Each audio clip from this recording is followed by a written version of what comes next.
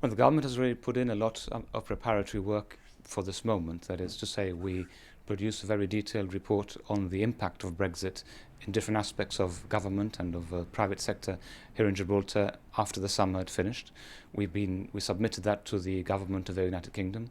We have already held detailed discussions with the UK administration, both inside the formal structure of the Joint Ministerial Council and also outside it with different government ministers who are relevant to the interests that concern us.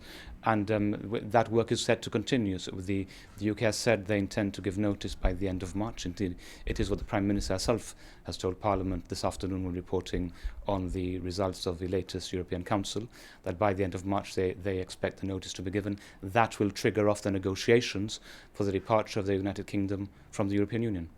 So does this mean the end of the lobbying and Gibraltar's input in the process? No, I don't think so. I think the discussions are to be ongoing. That is to say, there will be more meetings of the Joint Ministerial Council between the UK and Gibraltar governments, as there will be with the other councils, with the devolved administrations, or with the other overseas territories. So that work is set to continue.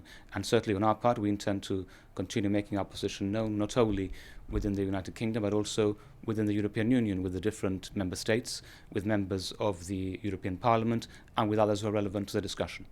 Well, Gibraltar initially followed the options looked at by Scotland. They're now pushing for a second independence referendum. Have we parted ways with them? Well, I think we always did. I mean, there is a commonality of interest between Gibraltar and Scotland in the sense that Gibraltar voted to remain in the European Union overwhelmingly. Scotland also voted to remain in the European Union, as did Northern Ireland. Now, we always said that, that there is a commonality up to a point. After that point, obviously, they have taken the view that they want to have a second referendum on independence. It's not a direction that Gibraltar wants to follow. Nobody in Gibraltar wants independence, so we have our own views. We are part of the British family of nations, and we want to remain that way.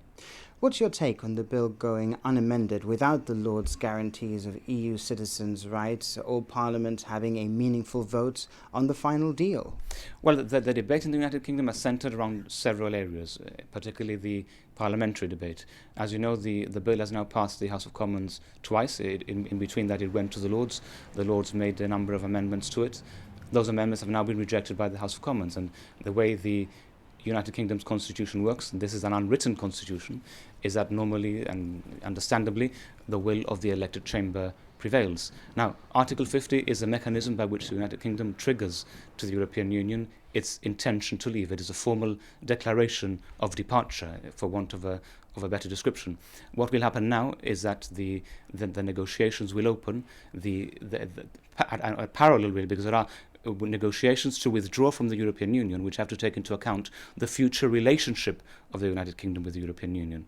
Part of the debate now in Brussels is whether that means the discussions will run in parallel, that is to say, the two will happen at the same time, the exit treaty and the future relationship treaty, or whether you complete one before completing the other. That is something which is also very much under discussion. And just to add even more into the melting pot, there's also the question of having transitional provisions that need to be negotiated. There are some areas of EU law, of EU activity, where the UK may not be able to leave at once, and where you need to have a transition, which may be months or maybe even years, before that departure takes place.